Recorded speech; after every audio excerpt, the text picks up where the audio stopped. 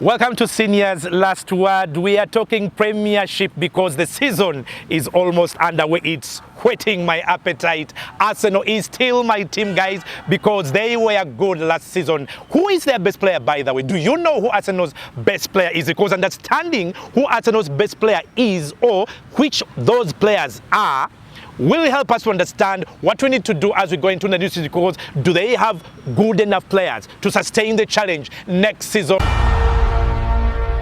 We are going to have this debate discussion because, guys, when you are in transfer, you have all these theories. You have all these things that come in your head, and as a fan, you feel we must buy so-and-so, we must buy so-and-so, we must buy so. I will tell you, if you are Arsenal, that Mikel Arteta is doing it a different way. He is creating his own superstars. He is not going for the big names. He is not going for those names you as a fan want him to go for. He is going to look for potential. He is going to look for a rough diamond. He is going to look for a player who fits within his philosophy, a player he can craft, a player he can make up, and then he produces something. Because right now, I'll tell you, Arsenal's best players, neither of them or none of them would have been anticipated 2 seasons ago. I'll have my proposals for you because I'm sure you have yours as well. But who are Arsenal's best players, or who were those players last season? Because I will convince you that they're the players who make Arsenal, they're players who or on whom the team should be built. Is it Saka, Bukayo? Is it Martin Odegaard? Is it Kai Havertz or Declan Rice? I would want to suggest to you, ladies and gentlemen, if you are Arsenal, that your 4 best players in the team, led by Bukayo Saka, the next would be Martin Odegaard, the other would be Declan Rice, and then, of course, Kai Havertz. I know you might be raising eyebrows because Kai Havertz features in that team, but I'll tell you, for me, these are the players. Any one of them who is out at any one time would cost that team. If there are 2 of those 4 who are out of that team, it will cost that team. The midfield in that 4 accounts for what? All of them, because Saka is neither nor, just like Havertz. Now, if you take one player as an example, Martin Odegaard, he scored 8 goals last season and had 10 assists. That's 18 goals contribution. When you go to the next, that is Declan Rice, he had 8 assists and scored 7 goals. That is 15 goal contributions. When you get in Havertz, who scored 13 goals and had 7 assists, that's 20 goals contribution. And of course, Saka scoring 16 goals and having 9 assists, making 25 goals contribution. Look at the goals contributions for each of those 4 players. Take one player out, you have nothing. I am saying these players are so important for Arsenal that they've become biggies. Let me take it further. Of these players, where can you get a player who matches their stats for last season, either from Liverpool or Manchester United or Chelsea? The closest you can come to having players with that kind of statistic or those statistics is, guess what? In Man City, for instance. Who are the players we can match along them? Well, De Bruyne, if you get his 10 assists plus his 4 goals, he only has 14 goals. That means even Declan Rice has more goals contribution than De Bruyne. Let's go. If you want Rodri, you'll get his 9 assists plus his 8 goals. That's 17 goals. It means on the other side, Saka would be more important and you have a bigger contribution than him, just like Martin Odegaard, who had 10 assists plus 8 goals. His 18 goals contributions would be more than Rodri's because Rodri has 17. Well, don't we all know about Jeremy Doku, who we think is dangerous and controllable? He can be managed. He only had 8 assists and 3 goals. That's 11 in a season, meaning even Havertz had more goals contribution than Jeremy Doku. And of course, it ends with Declan Rice, because Declan Rice, who knew he can score that regularly? A guy scores 7 goals, but that's not all. He has 8 assists. Arsenal's midfield of Martin Odegaard and Declan Rice is the best, in my opinion, in the Premiership. Don't tell me about De Bruyne and Rodri. For me, if you look at what Martin Odegaard and Declan Rice does as a combination, both in terms of their roles in the team, but also in terms of what they bring on the table, I'd say, and the consistency they have from beginning of the season to the end of the season, I would say, guys, I look at both midfields and I'm seeing 2 players in there who make Arsenal the team. Guys, there is so much I'm going to tell you and convince you to tell you that Arsenal is par with Man City. toe-to-toe when it comes to quality. In some cases, Arsenal even have perhaps better players in some positions. I'll tell you that the good thing about City, why City have consistently kept ahead of all of us, I mean we who support other teams. Look at the numbers they have in terms of players they rely on for assists and goals. They have like 8 players who consistently deliver in both departments. In other words, they have numbers. On top of the talent they have the numbers.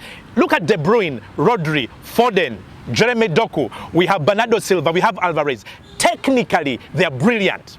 They have quality, but beyond quality, beyond the fact that they give us style, good style, the technical football that we all love, they hide that ball, they keep it, they pass it around, they boss it, they dribble, they play with flair. When they're attacking, they do it with numbers. When they storm that final third, it's hard to dispossess them. They hide that ball so well, they control the game so well that they make you tired, you get bored, they can even put you to sleep. The issue with them, the issue with those players, De Bruyne, Rodri, Foden, Jeremy Doku, Bernardo Silva, Alvarez, and whoever comes in later or after, they don't just dominate play, they get in with the goals. 10 assists from De Bruyne, 9 from Rodri, 8 Foden and Jeremy Doku, 9 assists from Bernardo Silva, and 9 assists from Alvarez. It means any one of their midfield and attackers can make a contribution and create a goal where other teams are reliant on specific players. And when it comes to the goals, still the goals come from all over. Rodri, for instance, a defensive midfielder, scores 8. I already told you that Arsenal has a player to answer that one. But Foden, 19, player of the season, he has 19 goals. Bernardo Silva, last season wasn't so good in front of goal, he only scored 6. Alvarez, as good as perhaps Havertz, he scored 11. What you have in Man City is 3 players whose goals contribution far out competes the ones we saw Arsenal producing. If other teams could replicate Man City's model, maybe we could have a chance. But how do you have a chance when a team has 6 players who can score and assist equally with the same regularity throughout the season? Now that's some beating. When you have a striker who scores 27 goals. Remember, in his first season, this guy was approaching the 40 goals mark. It means even when everyone else is dead, you have a player you can rely on to score the odd goal. And then there's something else they've done, Man City. Phil Foden has stepped up where probably De Bruyne has fallen in terms of standards. He doesn't score enough, De Bruyne, lately.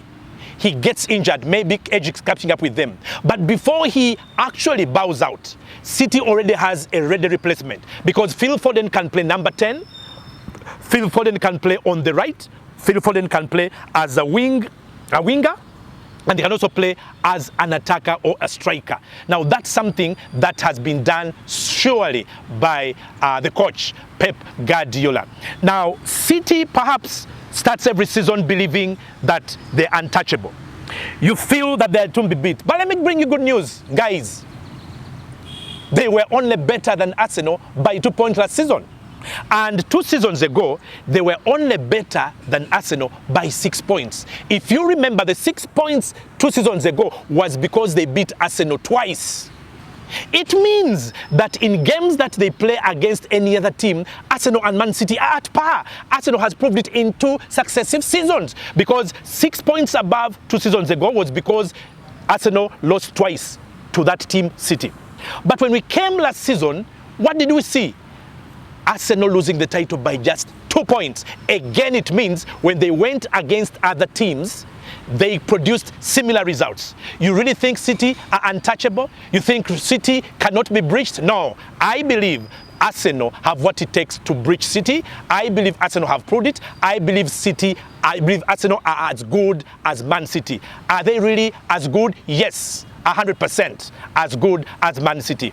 So ladies and gentlemen, the best players for Arsenal for me are the following: Bukayo Saka, Declan Rice, Martin Odegaard. In that order, those 3. Anything happens to any one of them, Arsenal would suffer. If they're all good, consistently available, Arsenal will compete for that title. I'll bring in a 4th, Kai Havertz. If you think of him as a striker, you look at him as a bad player or not prolific enough. If you look at him with the vast game that he has and what brings on the table as a midfielder, as a striker, as a winger, this guy brings a lot to the team, a lot more than a lot of you could have thought. So if Arsenal can protect Martin Odegaard, Bukayo Saka, Kai Havertz and Declan Rice, they are the players. Age is on their side, quality is on their side, experience on their side. They've been part of a team that is progressing and going forward. If they can put them together and they just add one prolific marksman, this Arsenal team will be unbeatable. Ladies and gentlemen, that's how I see Arsenal next season. If they can only buy that one striker, they are as good as Man City. They'll be good enough to challenge. I think Arsenal is the front runner to challenge City next season. And that's my last word.